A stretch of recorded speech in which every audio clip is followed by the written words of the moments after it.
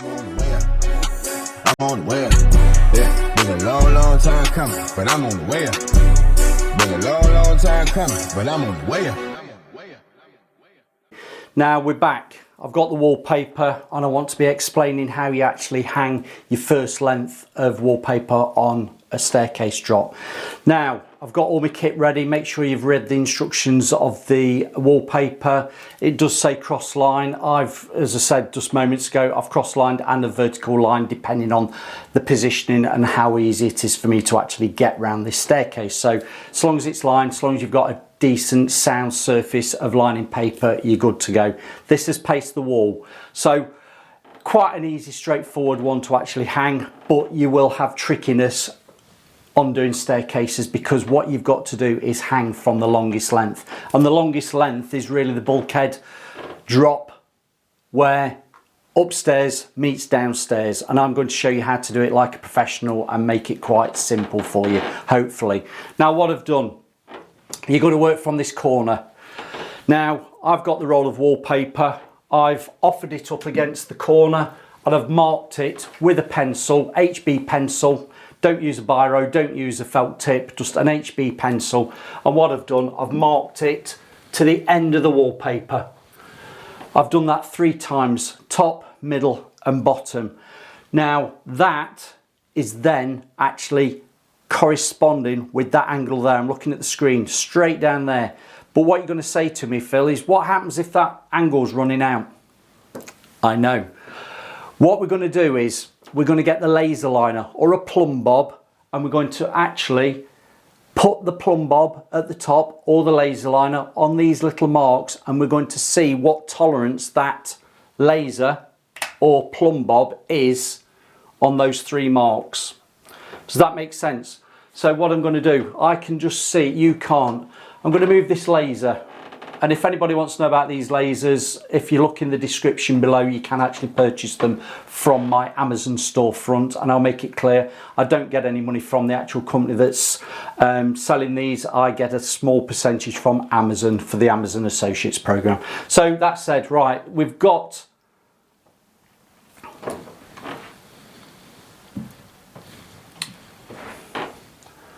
the laser, and I'm marking it or putting the laser on the line. I'm going to move the laser across a little bit more. I'll move the camera.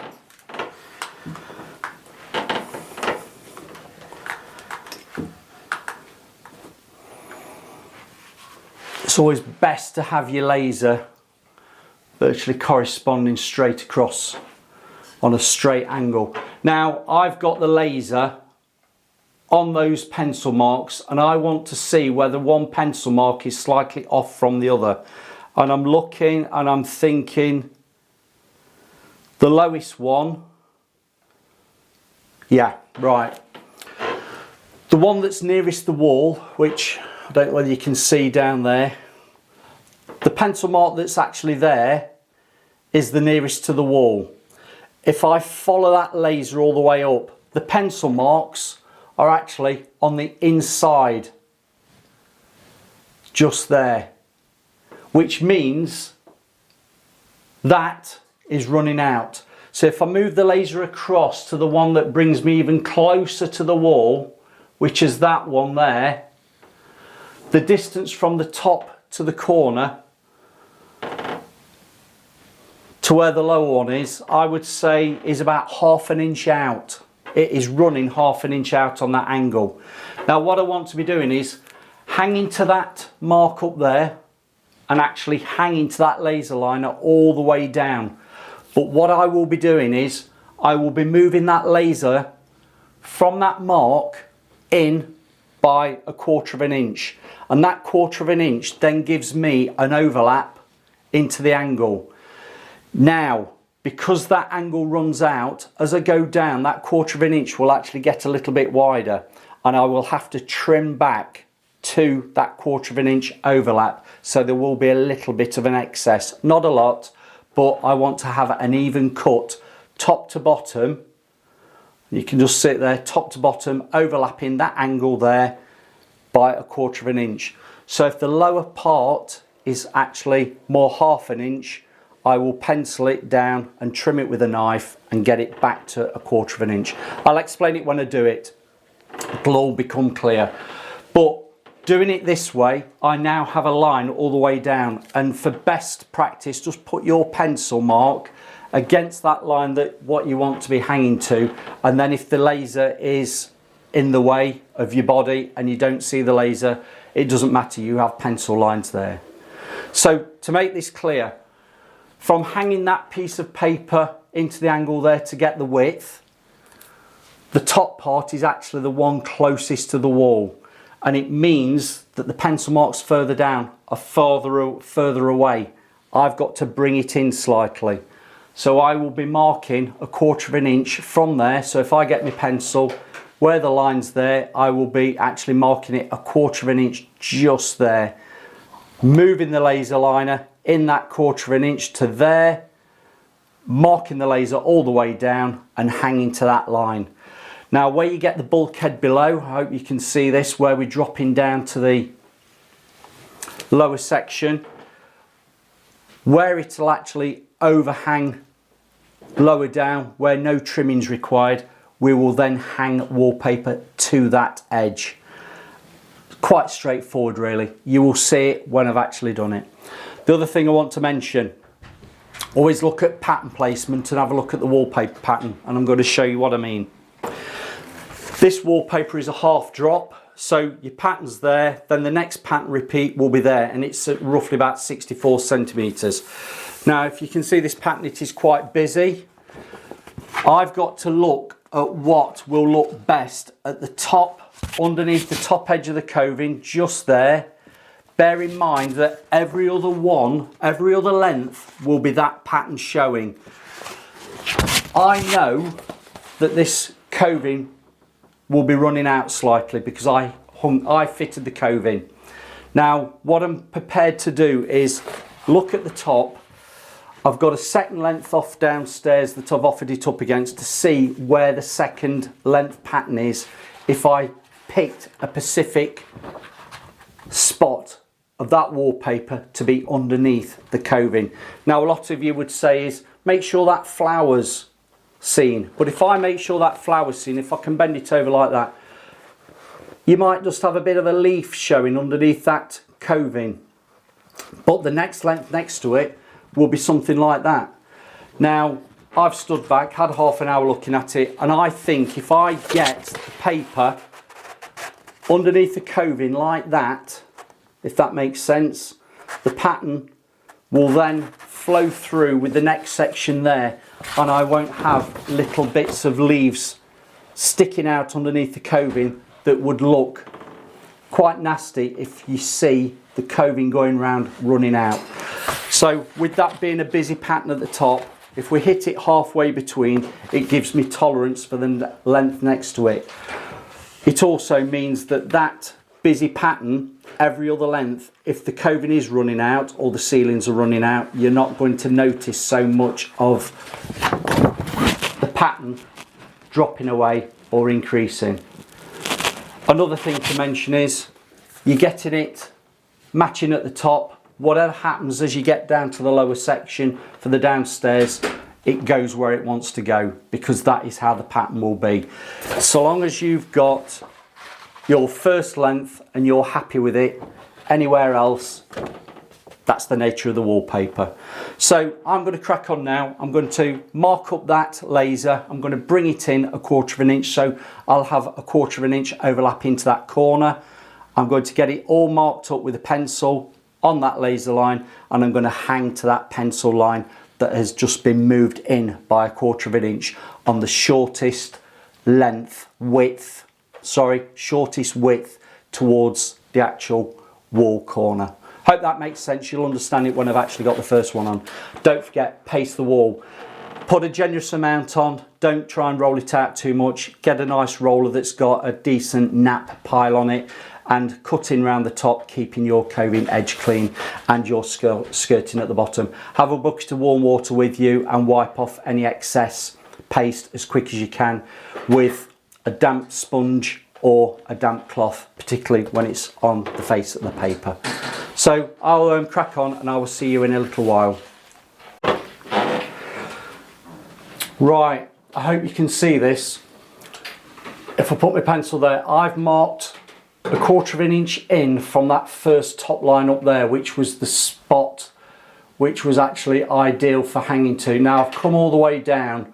Now if you can see these here, that is the original pencil mark with the width of the wallpaper going straight into the angle. Now just look how that laser, you can see where I've marked it up with a pencil actually on the laser line. That's the laser line pencil. You see? Look at that. That is, I won't say, that's probably nearly 3/4 of an inch difference, and I've gone all the way down and got a pencil line there. So I am actually hanging to this line here, which will then take me straight into that corner, and clearly I'm going to have a bit of excess overlap, which I will have to trim down to a 1/4 of an inch return. Once that 1/4 of an inch returns on there, the piece that gets hung there will be plumbed up, and we'll do the same again, and we'll try and hang to that corner. But if we have to move it across and trim back and lose a little bit of pattern, that's how you do it. You don't splice it, you don't try and make it into something it's not. If the wall is running out, you cannot do anything about that angle. What you can do is make sure that the piece that you'll rehang there is plumb, because if that's not plumb, all your other lengths going round the room will be thrown out, and you don't want that.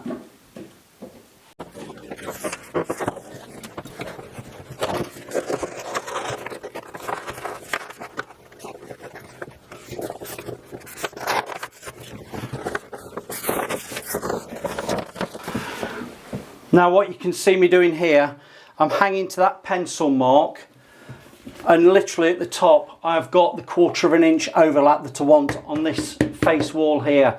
But as I'm coming down, that 1/4 of an inch is getting wider and wider, and that is because that angle, when it's been replastered, isn't true. So this is where you have to allow for the compensation of coming in, getting it where you've got the 1/4 of an inch just there at the top, or it could be somewhere else depending on how the plastering is, but you go with the part that is closest to the wall. Allow that 1/4 of an inch, and then whatever anything else does, you make sure that you are getting that length true and plumb. You can always trim that excess off, and that's what I'll be doing.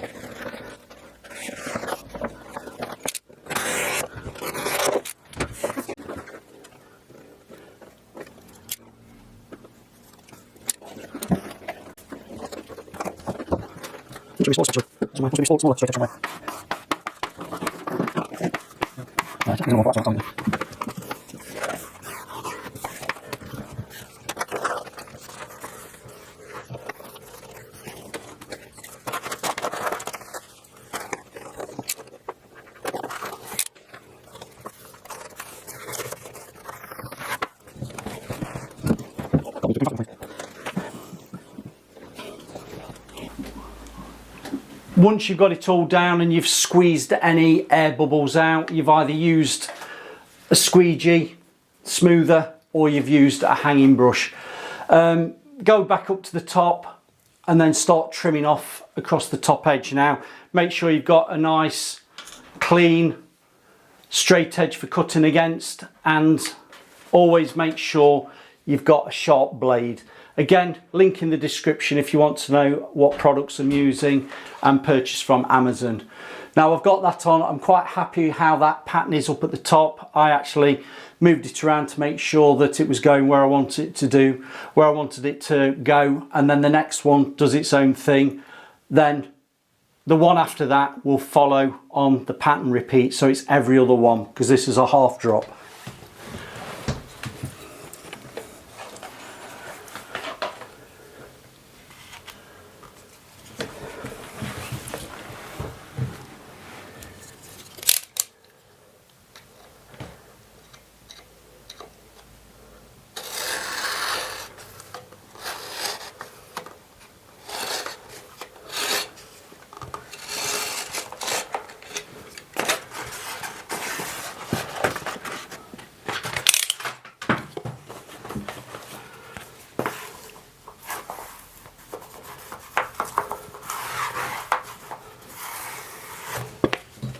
That's nicely trimmed off, and I've got a soft cloth, one of those bamboo cloths, just to neatly wipe the excess paste that's on that bottom edge of the coving. Don't over rub your emulsion on your coving.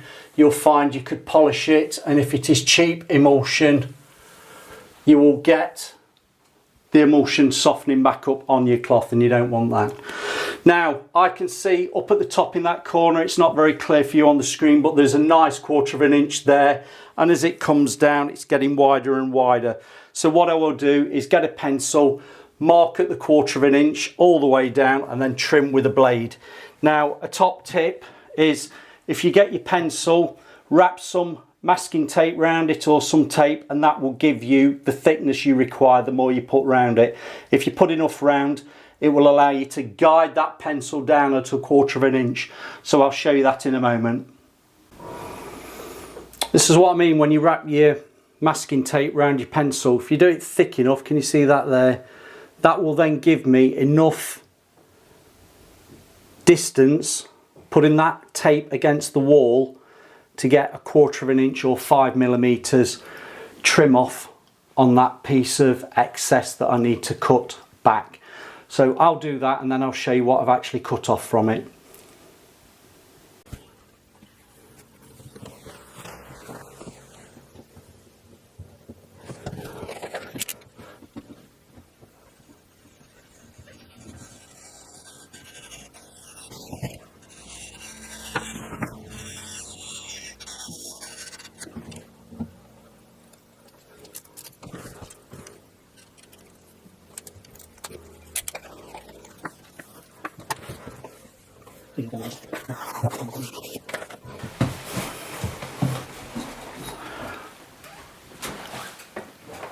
I don't know whether you could see me doing that, but the pencil gave me a nice line to cut to, and putting the blade against the edge, you could probably find that depending on the blade you're using, that also gives you a nice positioning away from that angle.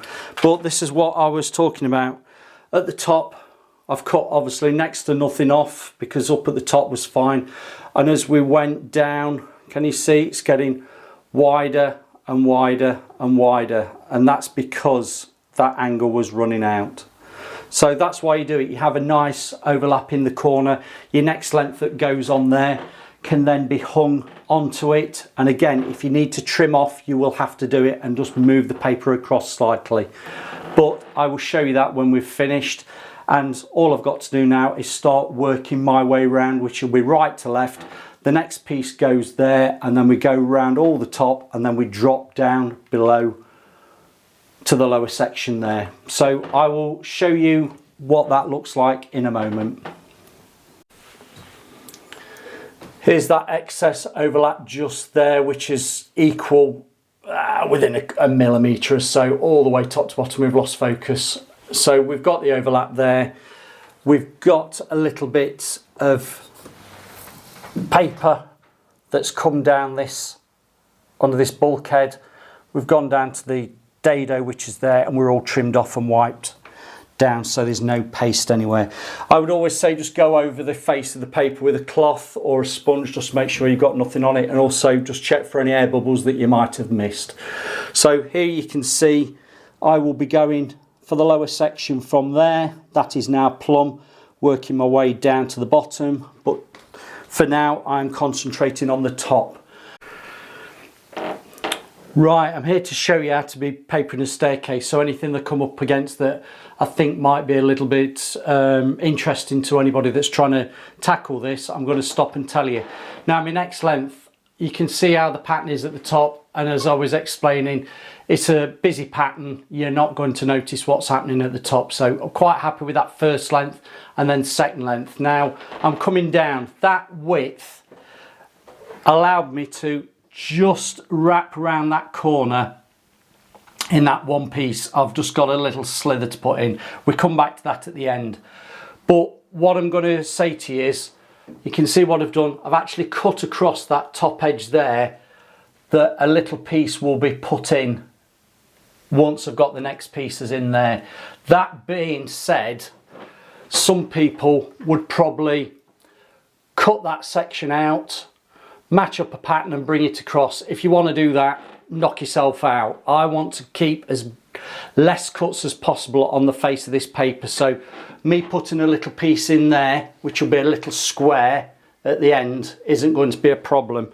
I've managed to cut it with a slight little overlap there. It's not an overlap, but just a little piece that I will be able to lose that section that will go into the corner there, and then straightforward little piece there. But what I'm trying to explain to you now is, you can see I've got the laser liner. What you've got to be careful when you're papering around a window, that's on the laser liner, that's on the laser liner. Now if you've got a paper that is paste the paper, it will stretch, it will move, and you'll probably find that matching up this section here to the bottom doesn't line up. Now with a non-woven being stable, it's not going to expand, it's not going to contract. You should be able to put a piece in at the top. I think how that falls, if I just get an offcut, that will just fall short of the corner again. Oh, it's just how it works out. But the piece underneath should also then line up. So my next piece across there will be roughly there, and with the laser liner we should be corresponding there. So just be very mindful how you work over your windows. It is probably best to do the top then the bottom, and not go across the top and then try and fill in, because if you keep at the same position top and bottom, you're more likely to keep an eye on the laser, the plumb line, all the way down, as I am there. Now if you've got a plumb line, windows are very tricky, and I will say to you, move with the times and get yourself a laser liner, because 99.9 times it is going to be a lot better than an actual plumb bob. So I'll see you in a little while.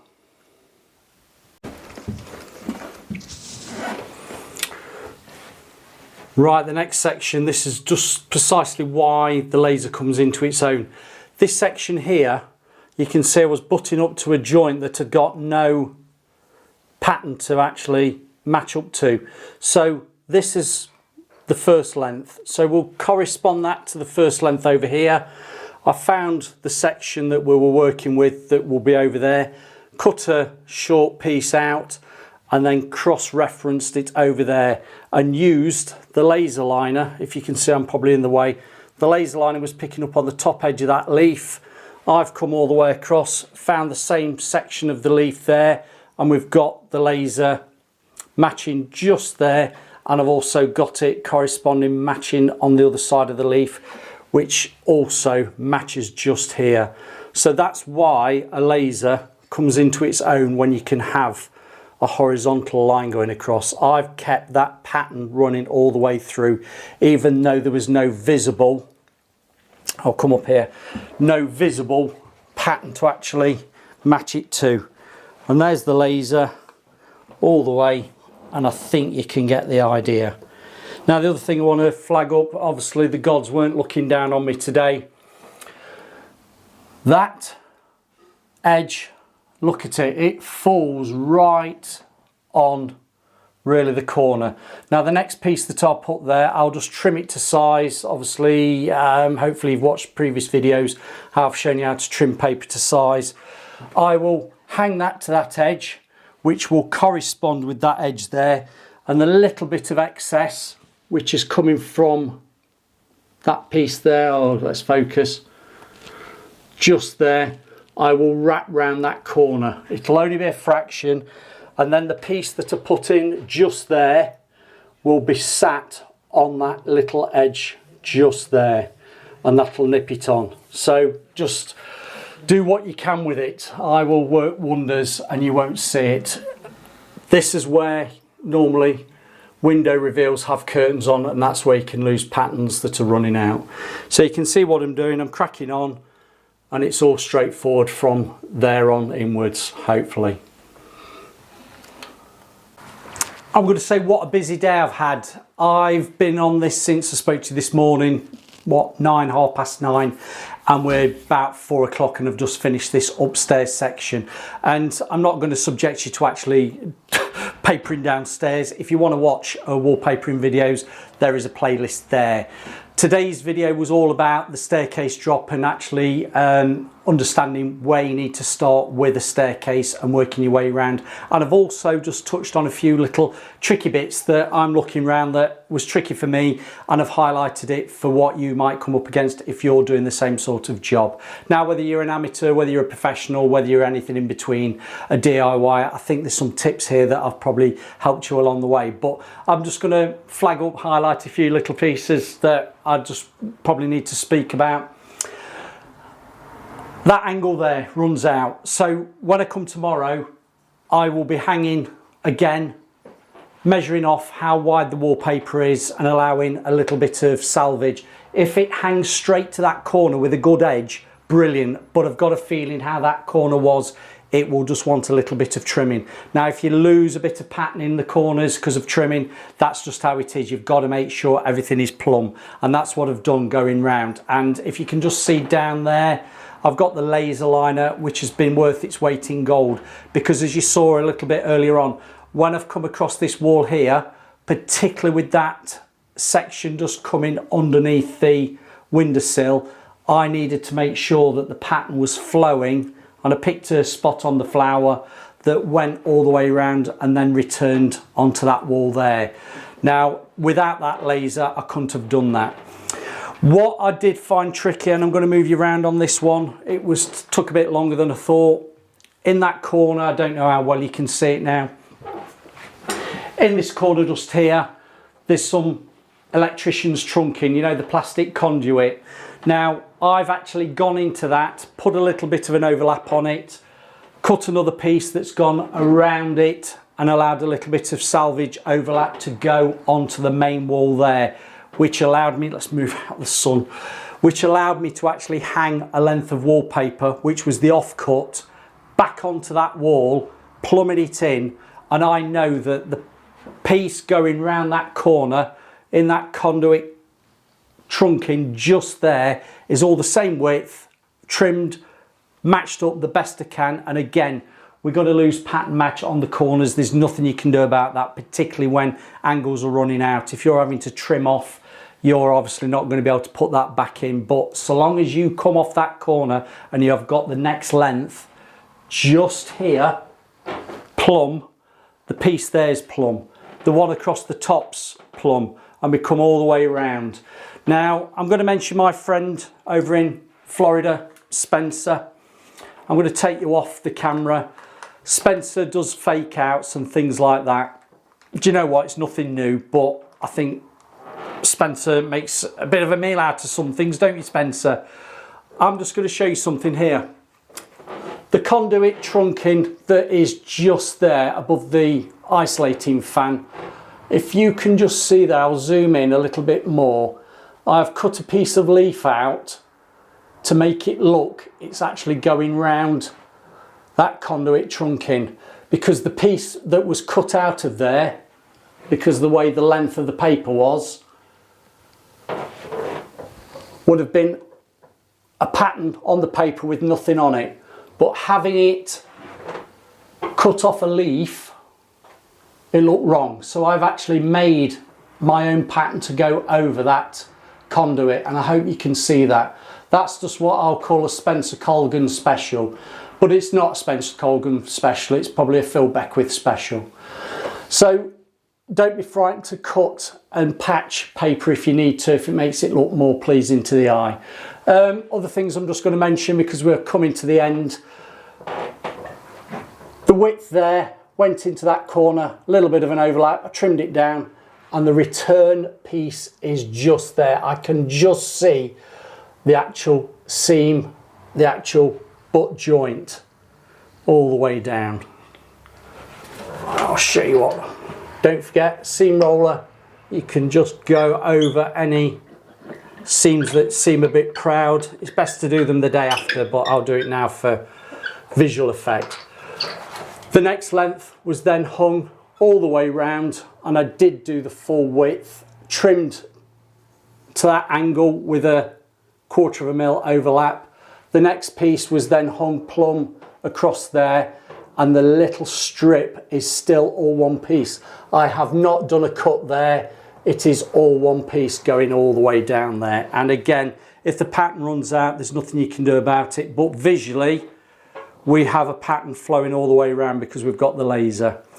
Now, when you come to corners and actually lose them, everything needs to really pattern match at eye level. Because I could actually get a little bit of pattern matching on a corner just there, which we've got cut out. You can see it's cut out, it's not going to match. At least I could actually get a stem flowing through. So at eye level, that actually looks like it's pattern matched through, which it has. It's just one of those things you can't actually pattern match it perfectly. The same up there, visually to the eye, it's all right. And we come all the way around. Again, these are all in one piece, all the way down with cuts. We've come across the top, and if you can see up there, if I can zoom in, I've actually cut around the coving. Cut around the coving on both sides, and we've got it pleasing to the eye. This is one of these papers that I did say it will probably run out on the top edge of the coving, on top edge of the wall because of the coving, and it's not disappointed. It has run out because I know that ceiling and the coving wasn't true all the way around. Again, nobody's going to be looking at that. Nobody's going to be picking fault with it. It's just how it is. And with this being a busy paper, you are not going to notice it. And I'm going to highlight it to you. Those two little leaf things there, if I come across to this side, look how much further down they are. They're probably 3 inches lower there than they are there. But everything is plumb. All the wallpaper is plumb all the way around. And visually, I'm going to say it,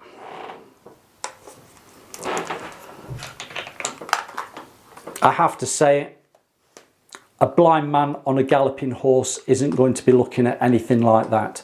So on that note, thank you very much for listening to me. You've probably seen, give us some comments, give us some feedback down below, click the like button. Videos are coming up at the side, and thank you very much for listening to me. Again, if I can help you out with anything, give us some questions down below. But this is how you hang a staircase wallpaper, longest length first.